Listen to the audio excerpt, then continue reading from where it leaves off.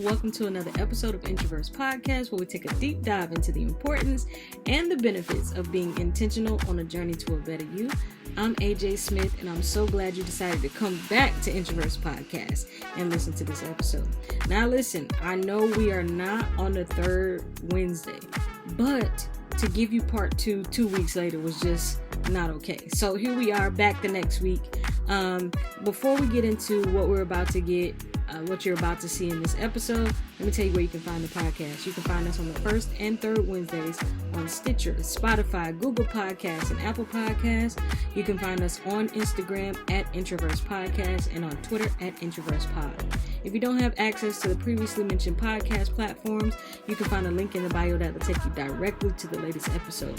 We are also now on YouTube, so go on over to AJ Empowers on YouTube. You can see the video of these podcast episodes. Like, comment, share, subscribe, tell a friend to tell a friend to tell their mama, them, their sister, cousins, and aunties that Introverse Podcast is out here. We're on YouTube. You can listen to it, whatever you want to do. We got it for you. You can find me, your host, AJ Smith, on Instagram at AJ Empowers. You can find me on Facebook at AJ Empowers with the number 3. You can find me on my website at ajempowers.com, where I am a certified youth empowerment coach, where I strive to help young girls get in touch with their emotions as well as impulse control. So if you know a young girl that is in need of some guidance, go ahead over to my website, ajempowers.com, and you can book your free discovery calls to see if we can journey together. So this episode today is a continuation of part 1. We're going to talk about Bruno. If you haven't watched part 1, pause this video, go watch part 1, and come back. Or pause this audio, whatever you're listening to it on.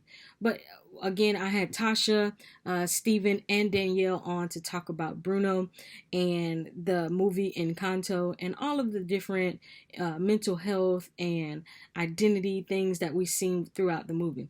So again, without further ado, here is part 2 of We're Gonna Talk About Bruno. I hope you enjoy. Let's talk about the triplets. Who wanna put them all together? Are we putting them together, or are we breaking them separately? Let's talk about the girls first, and then we're going to... Because I feel like they deserve their own conversation. They absolutely do. Specifically, Bruno deserves his own conversation. Absolutely. So let's okay, so I'm a lead with Peppa. Come on.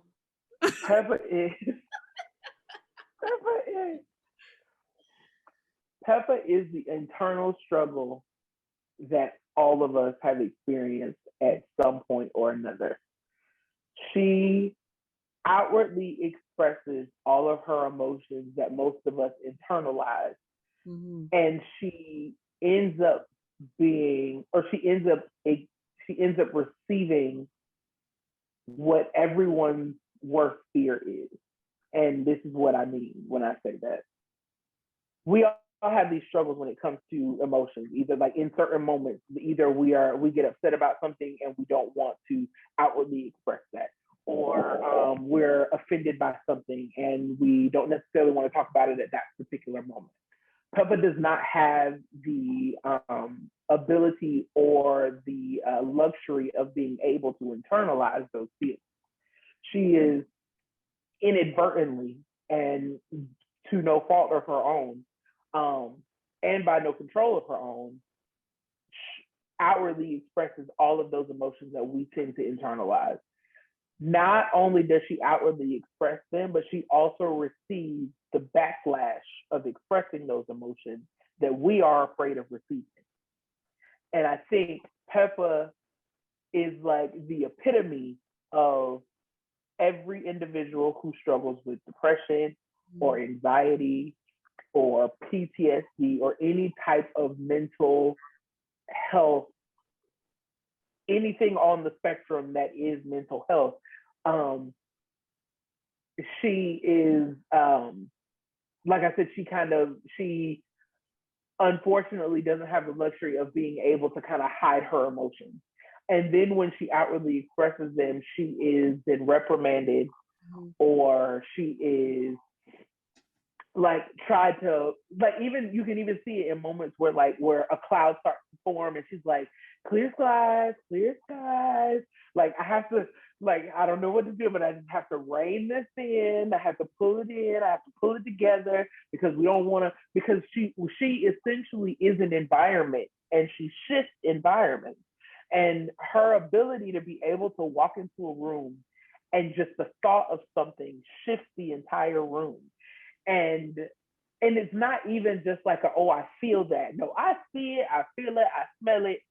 I can't get past it. Like it's a mountain that has to be, it's the elephant in the room that we can all see.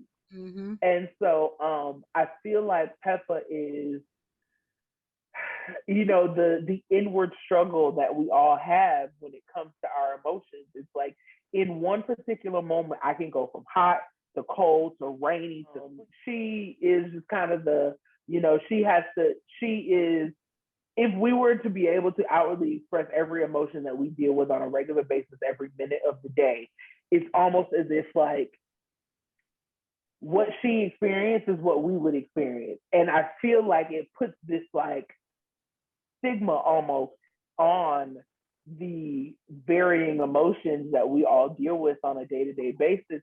And it's like, okay, well, if that's how they treated her, never mind, I ain't gonna say nothing. Right. Mm-hmm.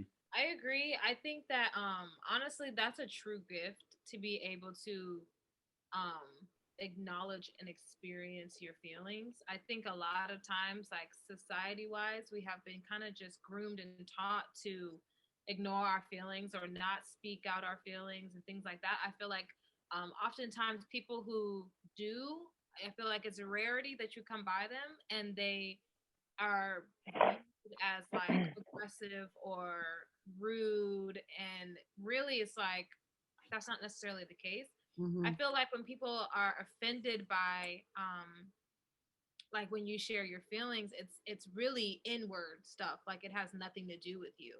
And so I feel like that's a true gift that she had, like I'm showing my feelings. And if you think about the family, like nobody in the house was able to speak up or share, how they felt or be vulnerable, whereas Peppa Mm-hmm. was like strictly vulnerable like all the time.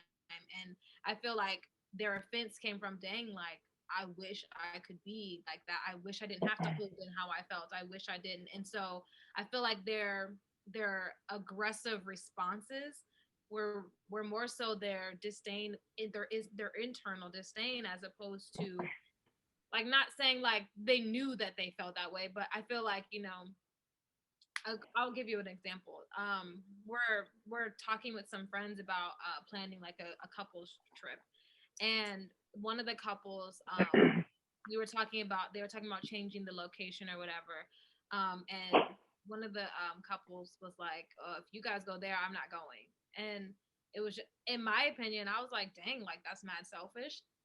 But then I like thought about it and I was like, I mean, you're supposed to take a trip somewhere that you don't want to go simply because the group is going. Like you don't have to, you're not required to please everybody or to, what I'm saying, totally disregard your feelings because everybody else is doing another, thing. Mm-hmm. So I in that moment I had this conversation with Stephen. I was like, I had to address myself because I was offended, even though it wasn't directed at me, it wasn't personal, it wasn't something that she said, what I'm saying, in my direction. It was a general statement of, if that's where y'all are going, I'm not going. And I was offended, like, dang, like, and just thinking all these feelings, but it's like, what? Let me get to the root of my own feelings. Why do I feel that way? And so I feel like for everybody else to be like, your feelings, your cloud is inconveniencing us, right? Like your own emotions are you dealing with your emotions is like it's not convenient for me, right? So I don't like that. I don't like it. Please stop. Deal with it. Be happy all the time. You know what I'm saying? And that's not even a realistic expectation. We all have feelings. We all go through these roller coasters of emotions. It doesn't make sense why we can't express them or, walk through them or, have that patience from other people, because we literally all go through it and experience it. Absolutely. That's the only thing I'm gonna say. I'm gonna try to keep this this brief on Peppa. I think that the consensus is that from a mature perspective, Peppa is who we all want to be, in the sense of we want to be able to, you know what I'm saying, like be able to show yo, I'm having feelings about this, and not necessarily always have to do that internally, right? Like sometimes like I want to be able to show you that like, yo, that statement that you made just kind of rubbed me the wrong way. Like it Mhm. kind of, upset me, and allow me to, what I'm saying, outwardly process and ground myself, you know what I'm saying? Like, okay, like what about this, you know what I'm saying, makes me feel a certain type of way. The thing that I do want to also say is that I think that it's and I mean, and this was the thought that kind of came up, so I'm definitely willing to kind of, talk about it, so to speak. But isn't it interesting that when we talk about emotions, that emotions are essentially like associated or tied to weather, right? And if Mhm. we think about weather, weather is something that is said to be uncontrollable, right? Like you can't control rain, you can't control a hurt, like you cannot control these things.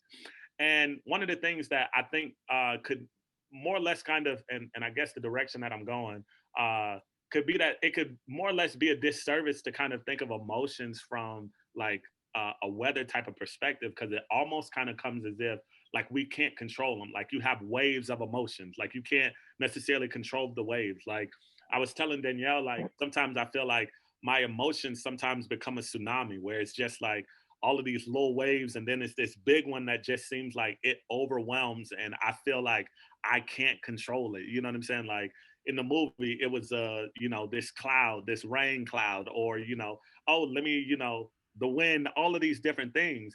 And so my question to y'all is that like do y'all see a correlation, you know what I'm saying, between emotions and weather, whether that be positive, negative, or is that just too much of a reach? Thoughts?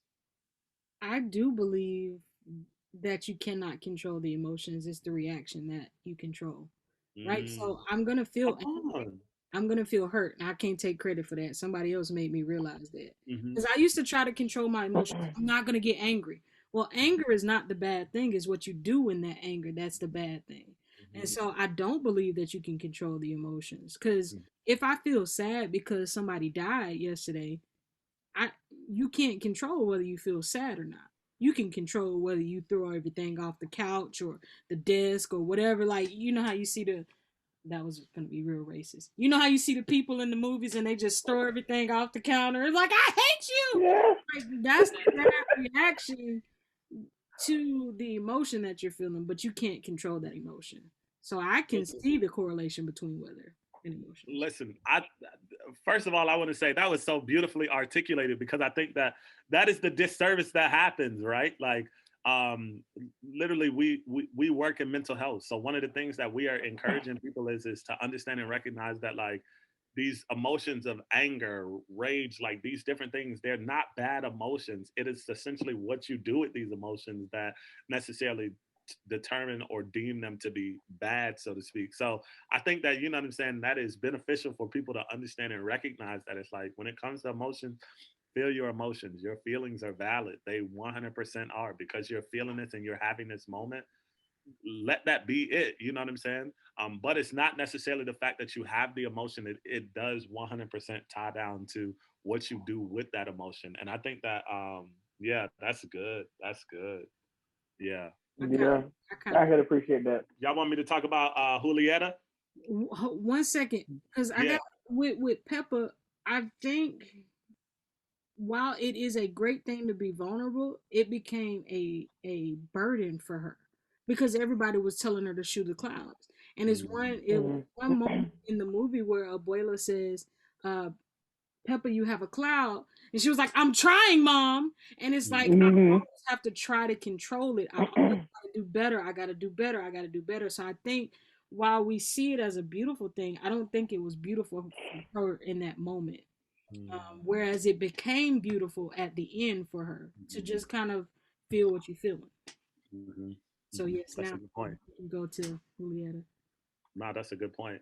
I think Julieta, she was who she was. She was who she was. She had the ability to of course heal with food. Um, which I mean that could be, another conversation for It really could be. yeah, for how we look at and view food. Um, but Wait a minute. That's not where I was going. well, But but right, right. Wait, what? talk. Where you was gonna go? I was thinking of the way that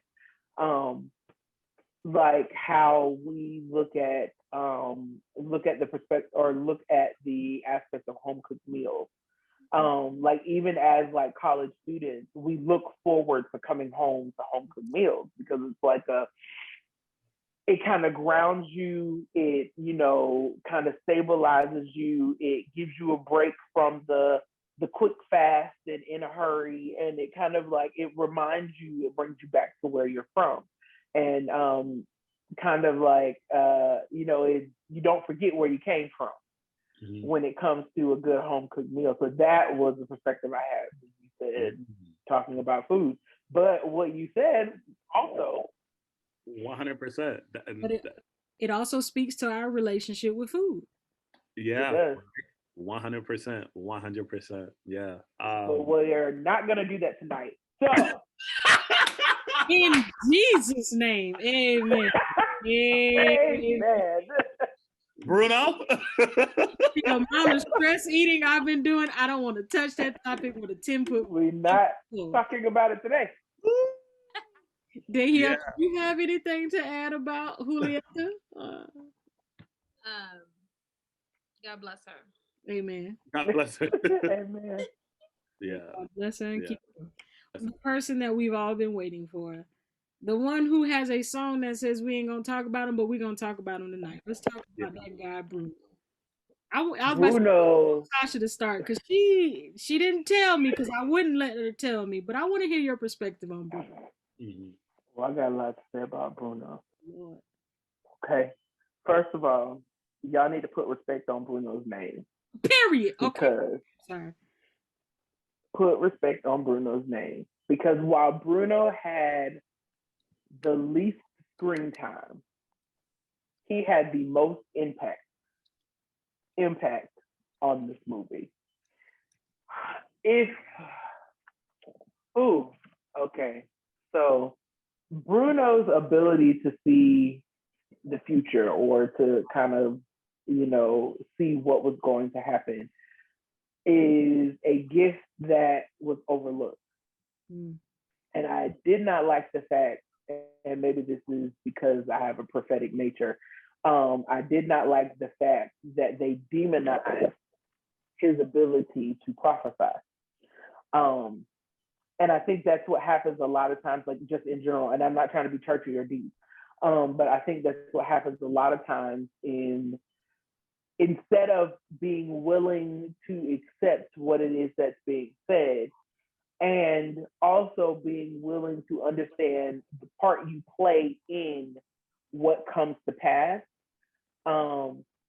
it's easier to just point blame at the person who said it, not realizing that he can't say what's not going to happen. It wasn't like he said it and then it happened. It was going to happen whether he said it or not. And so I think that's what people tend to like shy away from things like that because they feel like, oh, well, now because it's being said, it now makes it real. Well, it was real before it was said. It's just now the earth has a responsibility to produce because it has been spoken. And so, but we can go off on another tangent. If you use your own power to do the same thing, you can speak a lot of things into existence. However, that's not why we're here. I think, again, Bruno played a huge role in how this all came full circle in the end. The fact that he was able to see Mirabelle with Mirabelle's prophecy, how he was able to kind of see this from two different perspectives, where like in one instance it looked like everything was in shambles, and in another instance it looked like everything kind of was made whole. Not realizing that, because like even the Bible says that we know in part and we prophesy in part. And so a lot of people got stuck on the fact that he wasn't able to tell every single specific detail about what was going to happen. When if that wasn't revealed to him, then he can't be held responsible for what's not being said. Mhm. And so even in that, Bruno didn't realize that he had the entire prophecy the entire time, but didn't realize he wasn't aware of um, how to translate it. And so, because at the end of the day, we realized that with Maribel, everything became whole. And even with her, everything had to come into shambles in order for it to be made whole. And so I think that also speaks to, that's another conversation about sometimes it's going to get worse before it gets better. And it also brings about, some time ago, my pastor did this exhortation on addressing the cracks. And it came from a revelation that he had gotten about the crack in the windshield. You know how a lot of times you get a chip or a crack in your windshield, and then the longer you go, it starts off as a crack or it starts off as a chip, and then eventually it starts to spread and it spreads over time, and then eventually it will shatter the entire window. Well, if you had addressed it the first time, then we wouldn't have to, deal with the mess that has been made. And I think that speaks to this particular family. If the cracks had been addressed in the beginning, because what they didn't realize was Bruno was fixing the cracks in the background, and nobody realized it, or nobody was willing to pay attention to it.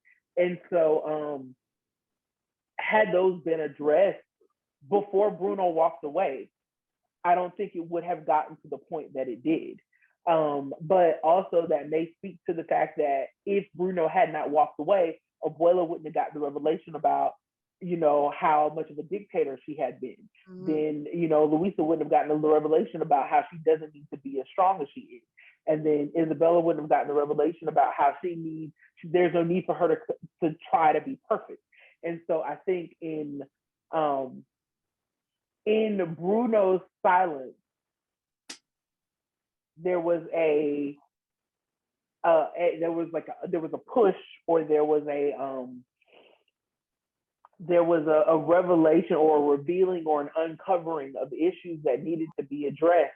And in order for that to happen, he had to go into hiding. Wait a minute. In order for that to happen, Bruno had to go into hiding. I almost wait a minute.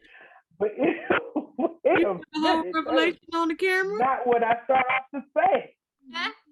Not what I started off saying. That's how I came off. In order for the revelation to happen, Bruno had to go into hiding. And so it's even in those particular moments where, a lot of times people talk about, well, why are the prophets silent? Why aren't they saying anything? Why isn't this happening? Why aren't they declaring this, that, and the third? Well, what you don't realize is they declared it a long time ago, but you weren't listening. And now isn't the time for them to continue talking. It's the time to just allow things to happen the way they've already said that it was going to happen. And so it also spoke to the fact that Bruno's silence also, it was twofold to me, because I also felt like Bruno's, this is how I'm gonna say how I heard it.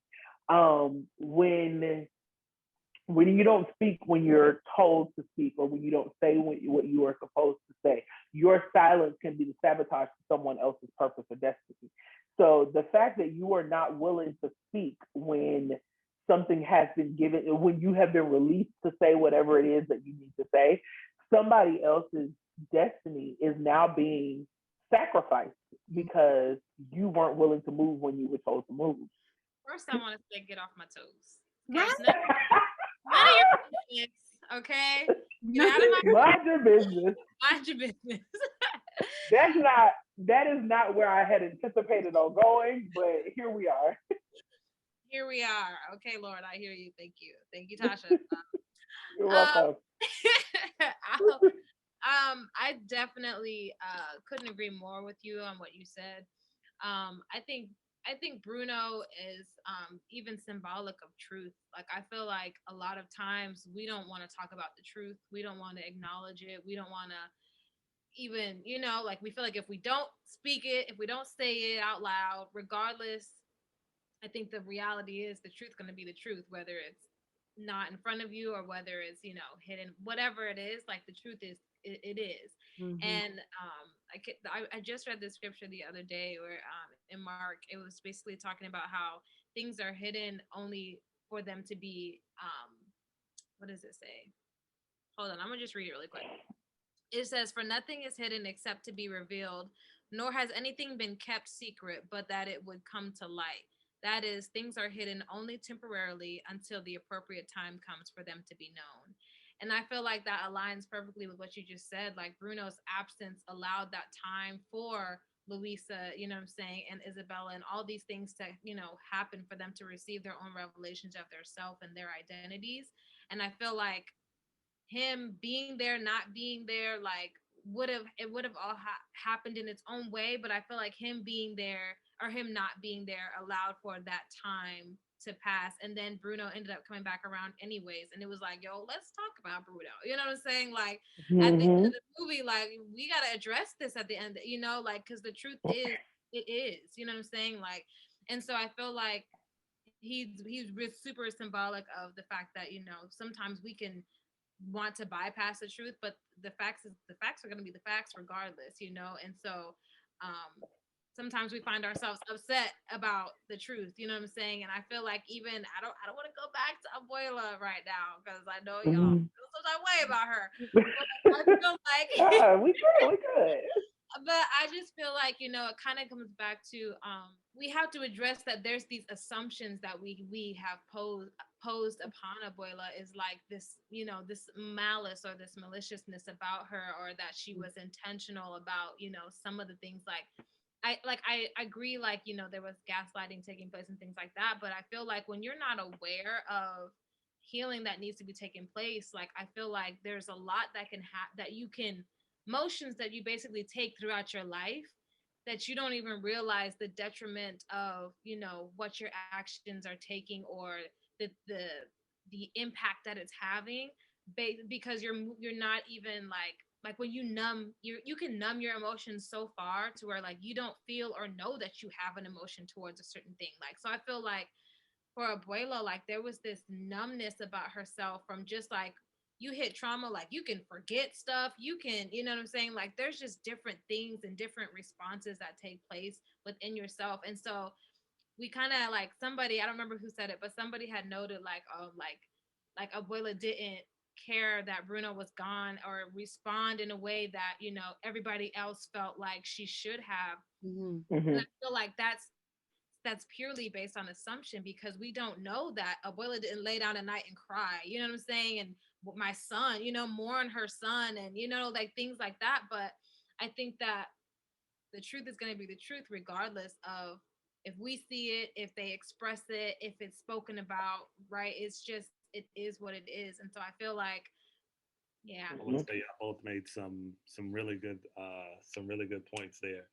I think that for me, I kind of want to, you know, maybe take it a different direction with Bruno a little bit, and say that um, for me, when I think about Bruno, like I just think of, you know what I'm saying, just like a sadness, you know what I'm saying, like yeah, like a sadness, like um,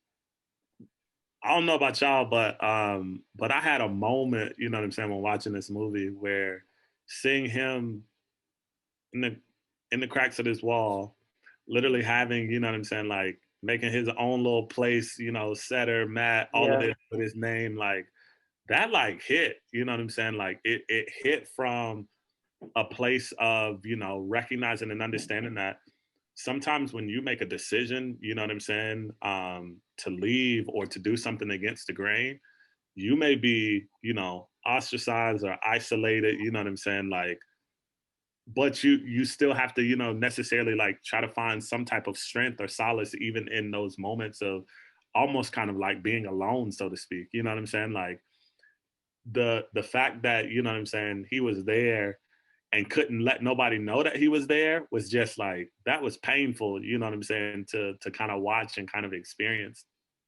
But one of the things that I think is so interesting or funny in talking about Bruno is that I want to touch on Dolores for a second, because Dolores could hear everything. Dolores, we also recognize and understand that in the movie, one of the things that she said is that I can't keep a secret, right? And she kept that one.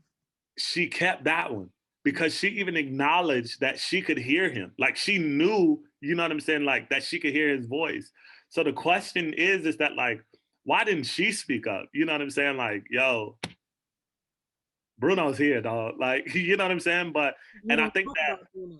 yeah, and I think that that's the thing is that sometimes we can have, you know what I'm saying?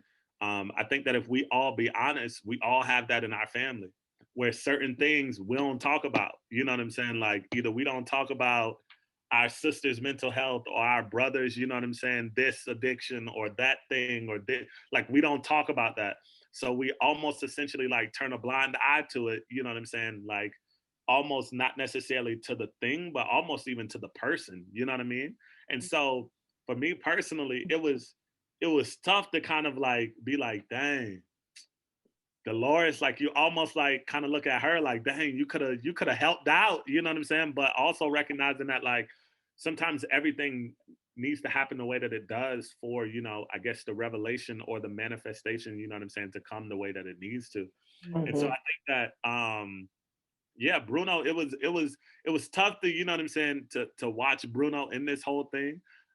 Because yes, Dolores had this great hearing, but I think that think about this, it's one thing to feel like you're missing out on something. Like it's one thing to be like, oh, my friends them going to a party and you don't hear nothing about it and you just assume like, oh, I guess they had a good time. But it's another thing to know your friends went to a party and you on Facebook, Instagram, and you seeing how much fun they having and you just like, dang, like I wish I could be there. And I feel like that's the space that Bruno was in. That's a tough space to hear all of this stuff going on with the family. You know what I'm saying? Like I know he had more than one, you know what I'm saying, peephole throughout that whole house. You know what I'm saying? Like seeing Right. a lot of different things that were going on, but could not, you know what I'm saying, be a part of it.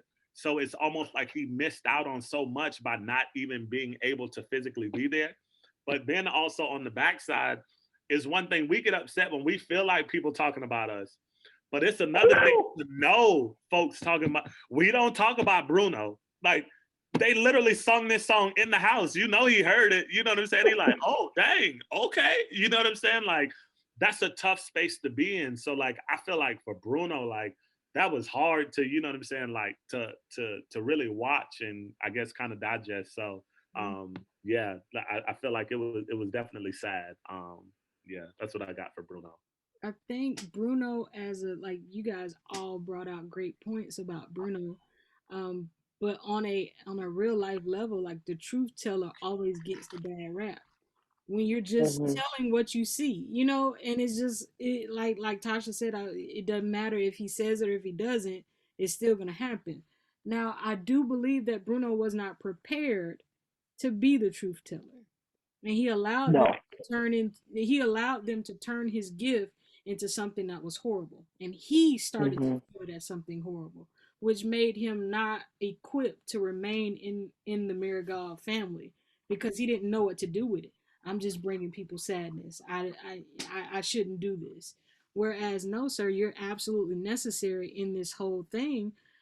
But in the same breath, like you all said, if he hadn't left, there is no way that any of them would have grown the way they did. Now, but my question as far as Bruno goes, like how do I have a feeling that all of us on this call are truth tellers in our family. How does that play out for you? I'll go first. I'm gonna walk back. Oh. I'm gonna walk back to your question, right? I'm gonna make this loop back, but I wanna address something Stephen had said that kind of came to mind, which basically I identify with heavily, is Mm-hmm. that we all want to be accepted and loved so badly that we're willing to sacrifice ourselves for it, right? Mm-hmm. Whereas like Bruno, I mean, no, Dolores saw what happened to Bruno, right? And Dolores was like, I can't keep a secret, but this secret, I'm keeping. Right? I'm gonna keep I'm a key. because No, I want my family. You know what I'm saying? Like I want to be here, and I've seen what telling the truth telling the happen. truth. That too happened to Yeah. Bruno, right? So it's like I'm willing to sacrifice my, myself, my sanity, like holding on to that secret, I'm sure was tearing her up Ripping inside. her to shreds. For someone who was always talking about secrets, like that was hard for her. Like, so I feel like she was living this hard knock life, right? Because of this heavy hitting secret that she had. But it's like I'm willing to sacrifice that because I don't want to I don't want to lose out on the love and the, acceptance that I have from my family. And for me, I would say, as a truth teller, I definitely struggle with that. I feel like in this moment right now, I am in the process of giving myself the okay to use my voice. Like when I tell you, and Stephen can like confirm this, like I was even nervous about doing this podcast because I have gotten to the point in my life where I have held back my voice for so long that the thought of using my voice to even speak on this podcast today was nerve-wracking. I was like, yo, I don't know. We need to tell Tosh, like tell her do it without us. Like, and it's crazy because the perspective hearing Tosh, right, is like, I'm so happy. I've been so excited to do this. Like I had a kind of low-key crappy day, but this is what I was looking forward to because I knew that the group that was coming together was going to be, like we was going to talk, and I was like, we're going to talk, like, so for me, I'm like, this movie was really a heavy hitter because I feel like, answering your question, I feel like definitely I've for a long time been more willing to sacrifice myself and my comfort and my peace for, the alternative of not losing my family, not, making people uncomfortable and, being the pot stirrer, if you will, because that's honestly societally how it's viewed. Like you tell the truth, you're a jerk, like and that's not fair, but that's reality. Absolutely. Yeah. Um, I don't know. I don't know if I feel like, you know what I'm saying. I guess I'm a truth teller. I'm not sure. If I'm the one that kind of does that, within I guess my family I, dynamic. I don't know how I believe that because you didn't I tell me don't. the truth on here today. Yeah. I think that well, I guess this is what I think. I think that for me, I think speaking the truth is difficult for me, and I think the reason why it's difficult is because so I guess in my current line of work of being I guess a mental health therapist, I always have this line of like what I feel like I really want to say Mhm. versus I guess the nice way, you know what I'm saying, to put it. One of the things I tell people all the time is that one thing I feel like a lesson that I feel like my dad really taught us was this notion of like it's not what you say, it's how you say it. Mhm. And sometimes in having to walk this line of like what you say or how you say it can sometimes be very difficult because it's like but I'm not really like I'm mad right now. Like I want to say it this way, but it's like if I say it this nice way, am I really still being able to really express what it is that I'm thinking or feeling? So I say all of that to say, I feel like at times I can be that person. It's uncomfortable. I don't necessarily like it. I feel like, certain times I'm the one, whether that be friend groups, family, different things, like kind of the one that's kind of called to be like, hey, maybe you should have the conversation, because you'll maybe say it a little softer to where they can hear it. But I feel like that it's also very challenging, you know what I'm saying, to kind of be in that role or that position, because I think too is like, yeah, maybe that's I think it's challenging because I maybe struggle with maybe that's not my gift. That's not my gifting area. You know what I'm saying to kind of be in. So I don't know. I don't know. I don't know if I really answered your question or not. But No, you did, and it makes me kind of want to rephrase it. Maybe not a truth teller. Maybe you don't tell it, but you see it. So maybe mm, you all are truth seers rather than truth tellers. there it is. Yes, 100%. 100%. I think that we see a lot of truths, but I think that so, sometimes, here it is. I like how you rephrase that. I think sometimes in saying the truth, sometimes what makes it hard to speak up is the fact of not wanting to be labeled as being judgmental. Mm. Because you can see some things as truth, right? But if I say it to you, then it's like, oh, you just being judgy. You know what I'm saying? And it's like, okay, I guess I'll just keep quiet. You know what I'm saying? And just, kind of go along with this notion of maybe it ain't there. We don't see Bruno, so we don't talk about him. You know what I'm saying? Kind of like that feeling. So, yeah. Stella. Exactly. I shall tell it. She don't care how it make you feel. You see it and tell it. I already know. Because you done read me too many times. Go ahead. No, I am just, a willing vessel. Amen. Cut it out. Let her have it. No, Vessel, amen. but, right. No, I think, I guess to answer your question, it's a difficult position to be in, especially it's a difficult position to be in when talking to people who know you're good and you're bad. Yeah. So being able to, I don't want to use the word reprimand, but being able to speak the truth about something and that person that you are speaking said truth to knows your history, knows your past, knows about who you are, even if not like to the very core of who you are, but they have a pretty good glimpse of who you are. A lot of times it can be difficult for people to receive from you when they know too much. Hmm. And I think that's one thing that I feel like has been a struggle. But I don't know if it's a struggle for them or a struggle for me.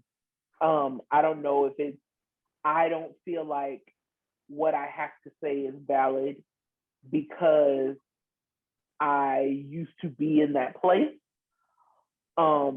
Or if I feel like I don't feel like what I have to say is valid because I am not qualified to speak on this. And I think and I think that goes back to the conversation of the difference between wisdom and experience. And so I believe that there are certain areas that I may have a wisdom about that I don't necessarily have an experience with, but I can speak to it to a degree.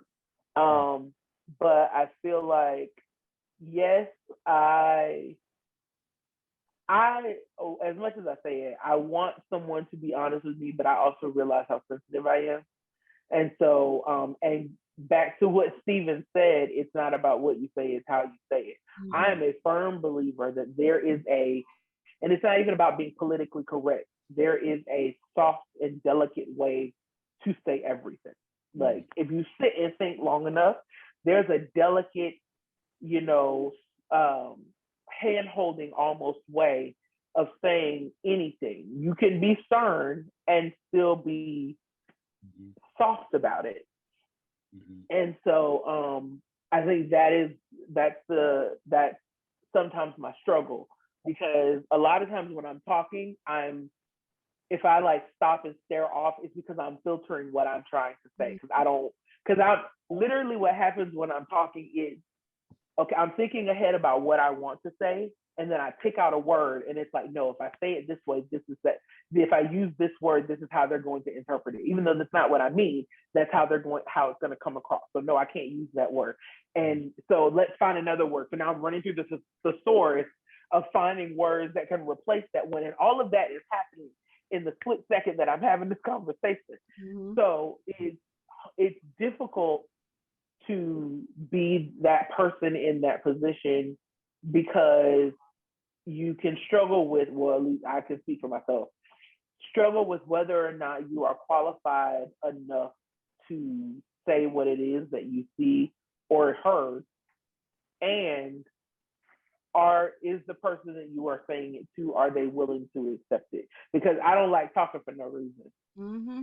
I just feel like if I'm talking and it's gonna fall on stony ground, then what's the point? But then it goes back to the scripture where it's like one plants the seed, one waters, and one, and so it's not even, so you have to get to a point where you realize that, like, and it goes back to our conversation about abuela, like one person saying something planted the seed, and somebody else saying something watered that seed, and then somebody else saying something or doing something is kind of what caused the harvest to grow from that.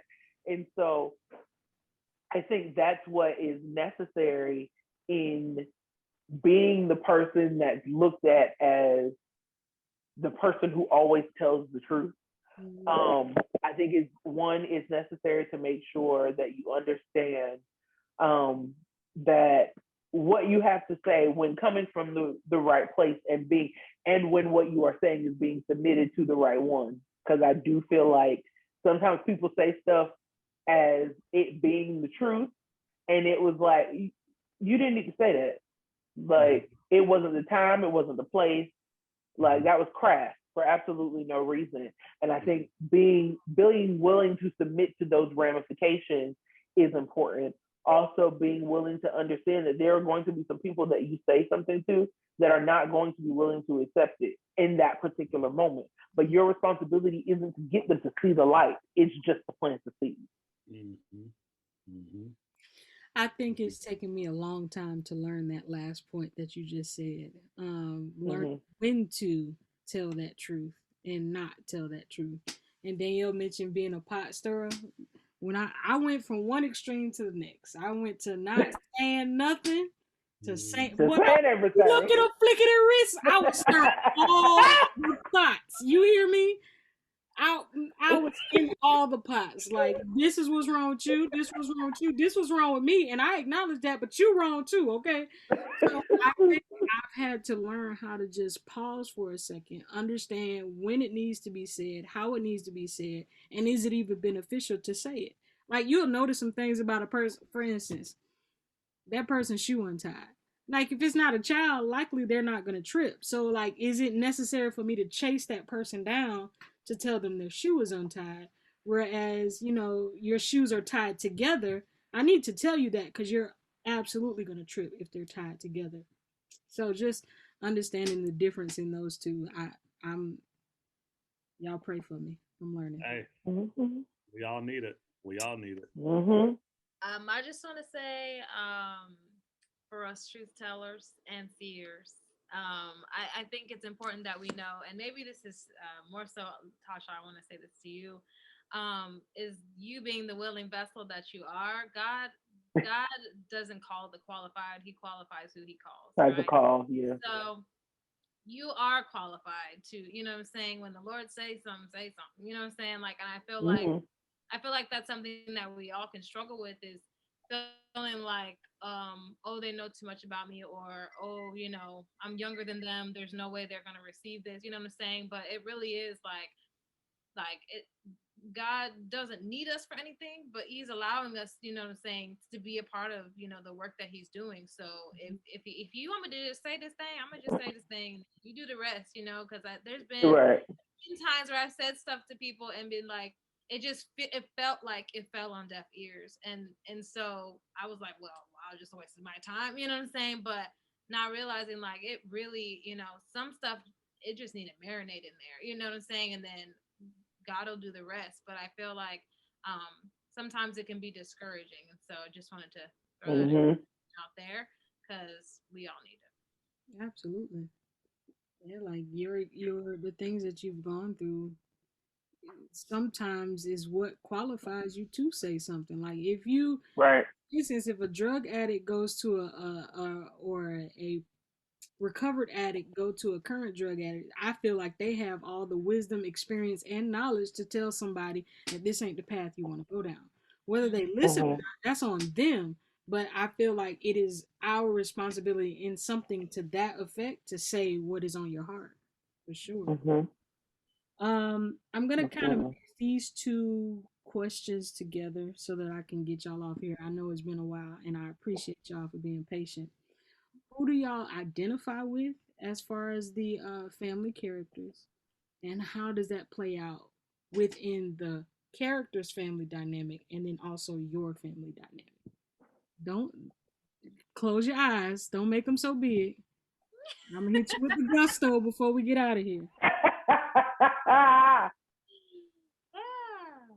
I'll go first. Put Woo. myself on blast. I actually Okay. identify with Maribel the most.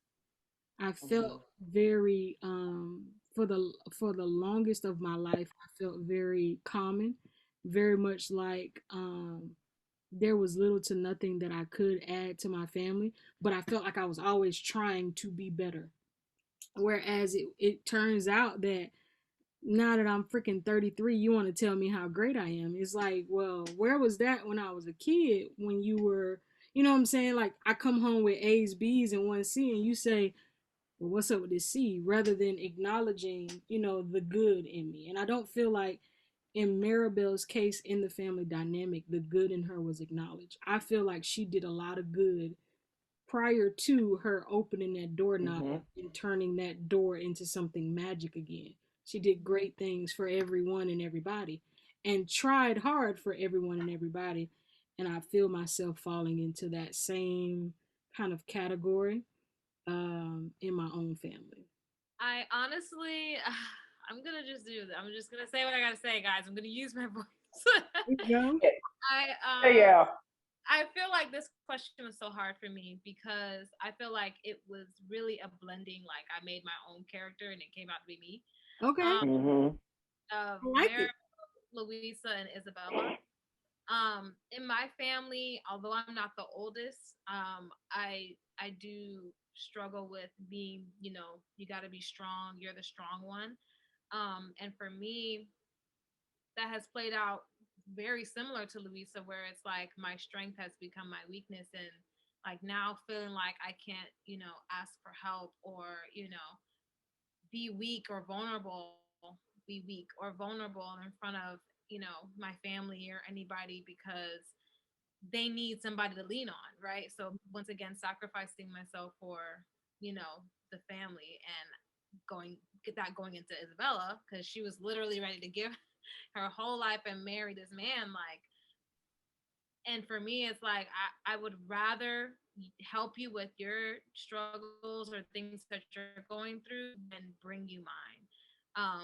Which in turn really can be lonely, right? And so I feel like connects me with Maribel, which is like that lonely feeling of like everybody else has got things going on, but I don't measure up and look the way everybody else does. But in the same breath, being that bridge for my family as well.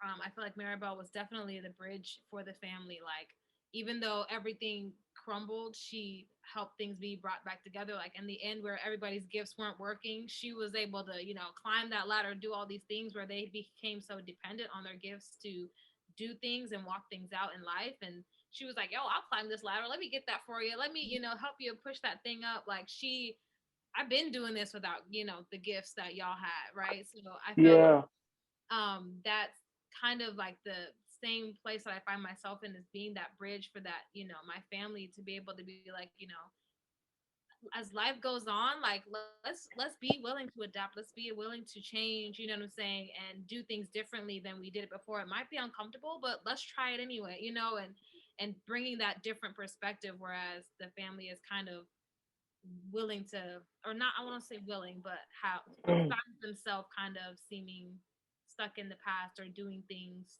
old ways, and which it's not beneficial. So I'm All still right. thinking. So okay. I will say that I just want to make sure I understood the question. Which character do we relate to, and how does that work in our family dynamic? And yeah. Okay. So I will say I relate to Louisa. Actually, I like Danielle. I kind of feel like I see myself or pieces of myself in almost every character. Mhm. But if I had to pick just one, I would probably say Louisa. I think it's because Louisa's weakness was not made known until there was no other choice. So it was like Louisa didn't Louisa always appeared to be strong in every time you encountered her. She was either picking something up or whatever the case may be. So it looked as if Louisa was always strong. Louisa was always, in the right headspace or whatever. But it wasn't until Maribel was willing to point out something wrong in something else that caused Louisa to then be like, y'all, Mirabelle ain't crazy. Mm-hmm. Okay. And I think that I kind of see myself in that because it's like, I feel as though sometimes there's an expectation, because I am the oldest, there's the expectation of always being the one that people can come to, which I don't mind playing the role, but being able to also safely say and feel safe enough to say, hey, I can't carry this anymore. Mm-hmm. And if I continue to carry this, this is going to be what happens. And be willing to accept that response. And so I think I identify more with Louisa because I feel as though at times there's an expectation of being strong, and there is almost, and I don't want to, and I don't feel this way now, but I have felt this way before. But there is almost this expectation of you have to be strong, and there's no one there to help lift you up in the moments where you're not. And so I think that's why I identify with Louisa. Okay, here we go. So I think that this question was difficult for me, but I think that my answer, I think that I recognize and identify why. So one of the things, I guess, last transparent moment, one of the things that I am currently, I think the Lord has me in a process of working through is really identity. So I feel like this movie kind of hit, in ways that was a lot realer than I expected. All right, so like I was saying, so I think that for me, this question was difficult because I'm in a place of like really trying to identify my own identity outside of the gift, you know what I'm saying, that I feel like I bring to people. Whether that be, being, happy, or being, you know what I'm saying, like the energetic one, so to speak. And so with that, I feel like the person that I guess identify with the most, which might be a shocker, is actually Camillo, right? And I'm gonna say why. He has the ability to pretty much shapeshift into whoever, you know what I'm saying, like whoever. So in whatever situation, if you need the funny one, if you need the serious one, if you need whatever, like just shapeshift into that person. The thing about him though is that he doesn't necessarily, like, while he could, you know what I'm saying, outwardly be that person, he can't necessarily take on their gifts. And so I feel like it's one of those things for me where I find myself in a place where it's just like I, can be energetic, be in these different spaces, but I can't necessarily, like mimic or imitate, like someone else's gift, in the sense of like, I feel like my gift is basically just kind of to be who anybody needs me to be, if that makes sense. And I think that at times that's difficult because you see other people with these like these real, I guess, real life gifts where it's just like, dang, they got the gift to, you know what I'm saying, heal. They got the gift to make this beautiful thing. But my gift is just to, you know what I'm saying, show up and kind of be who somebody needs. But recognizing that, like, from one perspective, it could look that way. But from another vantage point, it could be that's helpful. It's beneficial for, you know what I'm saying, you to kind of be that listening ear or that energetic person or that serious person or that truth teller or whoever it is, just kind of being able to, I guess, essentially shapeshift into whoever or whatever the situation, you know what I'm saying, currently, like needs, so to speak. So that's who I would say for myself. You just made me realize we ain't put enough respect on Camilo's name. In all honesty, like being able to be what a person needs you to be in that moment, you have put yourself to the side so that you can provide them with what they needed. Mm-hmm. That's not something to like blink at. Mm-hmm. That reminds me of a scene in the movie when Mirabelle, it's at the beginning of the movie when Mirabelle is singing the song about who the Madrigals are. And so there's a scene where Camilo turns into a mother, takes the baby so that the mother can take a nap. Mm-hmm. Sure did. And you just pointed that out. I was like, he was, even though that's not who he does not have the capability or the wherewithal to actually function as a mother, but Yes. to just give her a moment of Break. solitude Yes. in that particular moment, just to give her a break, She took a nap was still important. Mm-hmm. Huh? She took a nap so quick too. Go ahead. I'm sorry. Quickly. Mm-hmm. Mm-hmm. That's powerful. That Yeah. really is. Man, But I yeah. can't thank y'all enough for this conversation. Um, it brought so much light and perspective to a Disney movie that was an hour and 30 minutes, but nonetheless has allowed us to kind of go down our own family history and our own paths and see the correlations between the two. So thank you. Any last words? Mm.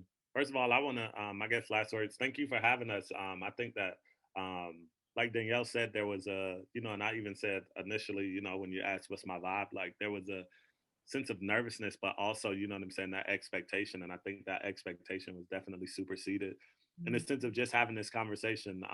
I was definitely kind of like, I guess another layer to that. I kind of felt like, where am I gonna fit in this? You know what I'm saying? Like conversation necessarily. It's like, dude, you watch Disney movies? You know what I'm saying? It's like, you darn right I do, and I like them too. You know what I'm saying? Like, again, like that identity. Like, who are you outside of how other people may label you or view you as? So, this was a moment for me to step outside of my comfort zone, in the sense of like, I enjoy having conversations like this, but I think that knowing that this conversation isn't just for us, it's going to be something that's posted somewhere, kind of, you know what I'm saying, initially brought like this sense of panic or worry. But I think that at the end of the day, I think that this was beautiful. This was something that needed, that I needed personally. So I want to say thank you so much, for for you doing, what I'm saying, this podcast, for Tasha, what I'm saying, telling you about us and getting, us on here and whatnot. This has definitely been, a pleasure and a joy, and I can't wait to see what else we, come up with next. So yeah. Absolutely. Anybody else? Off that, I too want to say thank you for having us. I feel like this is a dream come true, like I was laughing with Stephen. I was like, yo, like we've talked about wanting to do a podcast and different things for a long time. And so when Tasha asked about this, I was like so excited. And then of course immediately nervous. And it was like, no, I can't say words. And so I'm so glad because I feel like this allowed me to like address and conquer a fear, if you will. Like your voice is valid, what I'm saying, regardless of, the inner critic that wants to tell you it's not. And so I feel like I'm just very appreciative of having this time. I feel like this was really therapeutic for all of us. Like we got to really, like you said, look inside of ourselves and, kind of address some things. So I'm definitely excited and, willing to come back if you have us and, definitely can't wait to see how this all turns out. So Absolutely. Tasha? I said it before, I'm gonna say it again. I am so excited that I was able to get the three of you in a conversation together. Because I love, and Danielle and Stephen know this, like I love having conversations. I'm not, a lot of people, look at me and they're just like, oh, she don't like talking to people. I mean, to a degree, they're not wrong. However, I just prefer if we're going to talk, let it be about something. Like I hate small talk. Don't ask me what my favorite color is. I don't want to do it. I'm not gonna tell you. Figure it out. Okay. I don't know. I'm not gonna tell you how many siblings I have. I don't want to do that. Okay. business. So right. Business. I know it's none of your business. So like I love conversations. I love thought-provoking conversations. Like just being able to kind of dialogue with people and like not only be able to talk, but have people talk back and it be like a genuine dialogue and exchange is like the greatest thing for me. And so it's literally a love language. And so like being able to be a part of this and, you know, being able to bring Stephen and Danielle in on it, I thought added a great, you know, element to it. And having a male perspective, I thought was dope as well. So I couldn't have asked for a better conversation. I mean, this honestly could keep going because there was a couple points I wanted to make that did not get to, but you know what? Yeah. For the sake of time, we got to go.